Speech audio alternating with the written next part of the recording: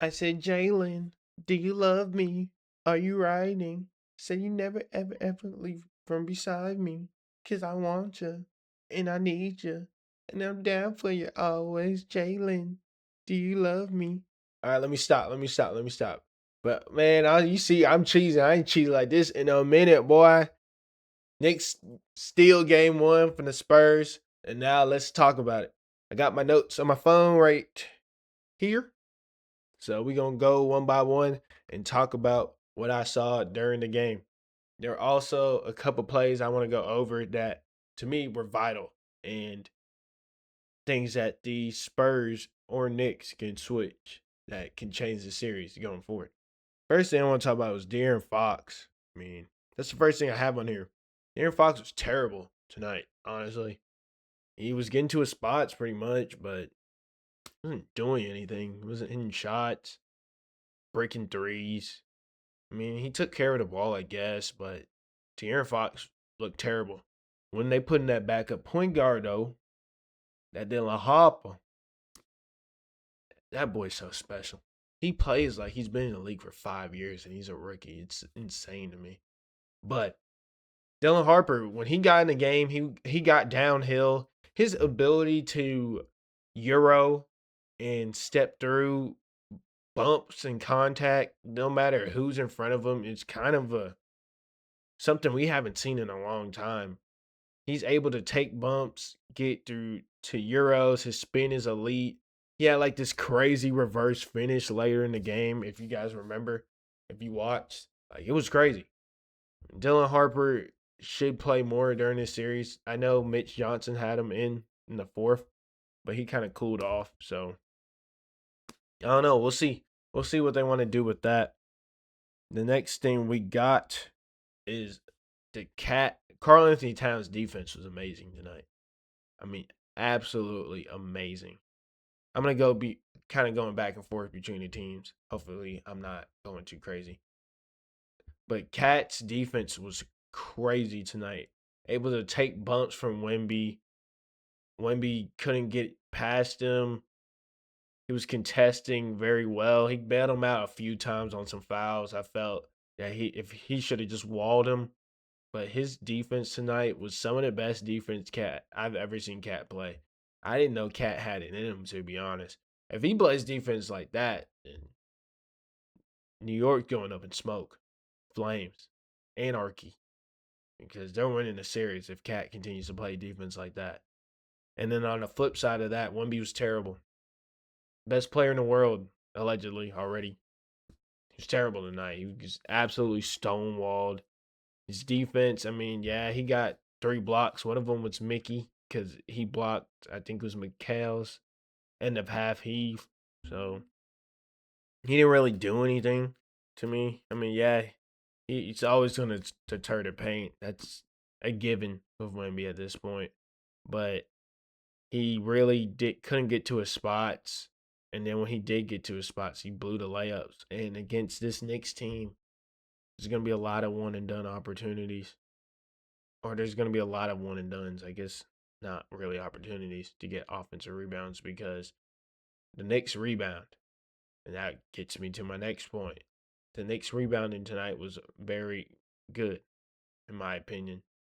When Wemby was guarding Cat at the top of the key, Cat was able to clear the paint for other people.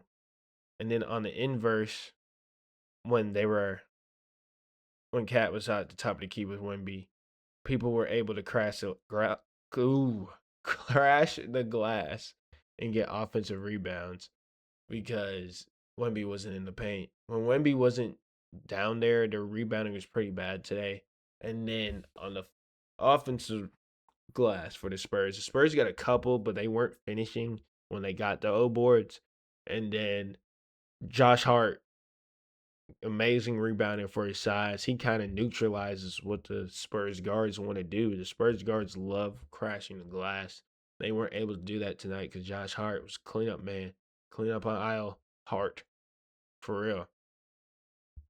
And then also during the course of the game, there was stretches where I thought the Spurs were about to blow out the Knicks.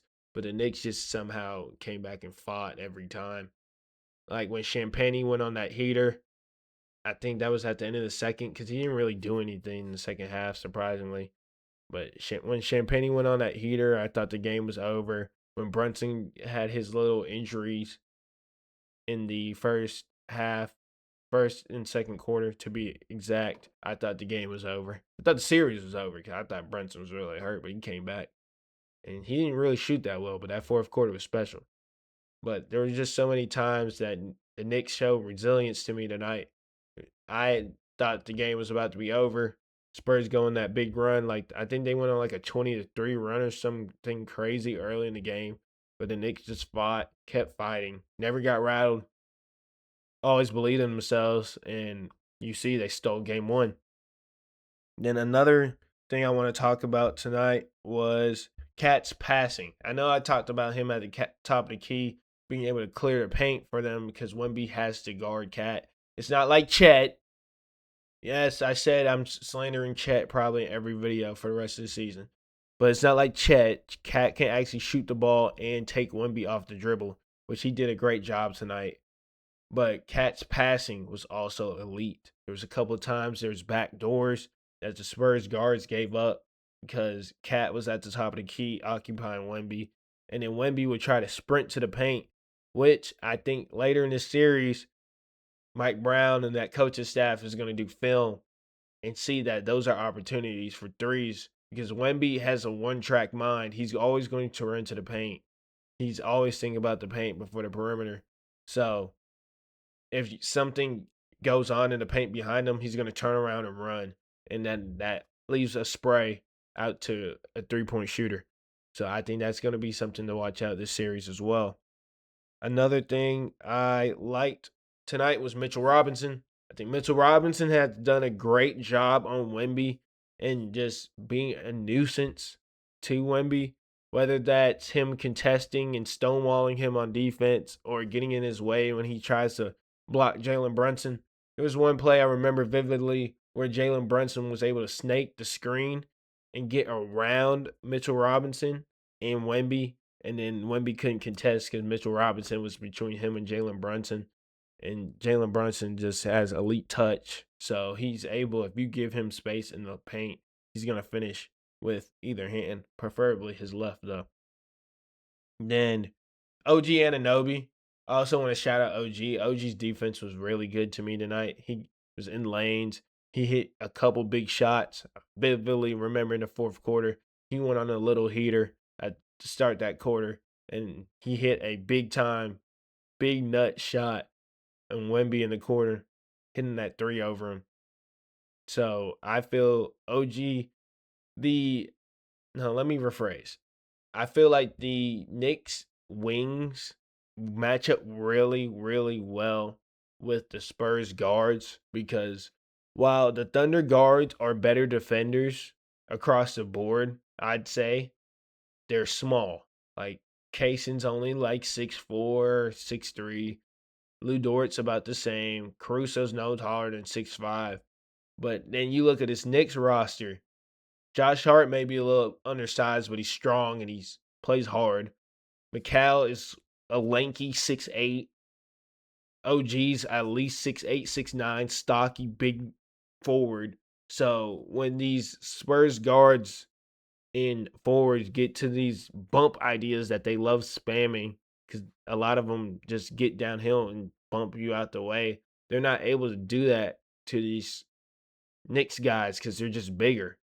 So I think that's something that we're going to see over the course of the series if the Spurs end up hitting more threes or able to figure out ideas to not just go one-on-one downhill and get bumpy with the Knicks forwards.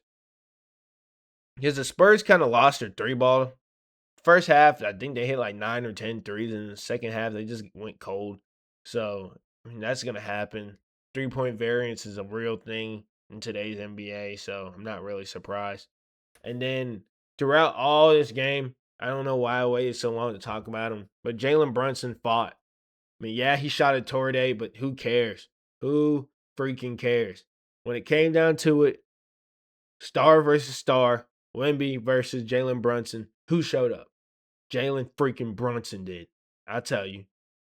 I mean, whether that was getting to pump fakes and stepping through, shooting high floaters over the defense, snaking the screen like I talked about.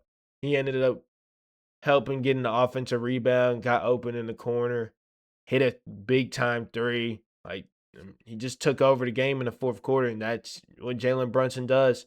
No matter how bad he plays through 3 quarters, you know Jalen Brunson is going to show up in that fourth quarter, and he proved it tonight. So now the Spurs are down 0-1. They need to win game two because they can't go down 2-0 to a team that's on the road, of course. So this is a big game.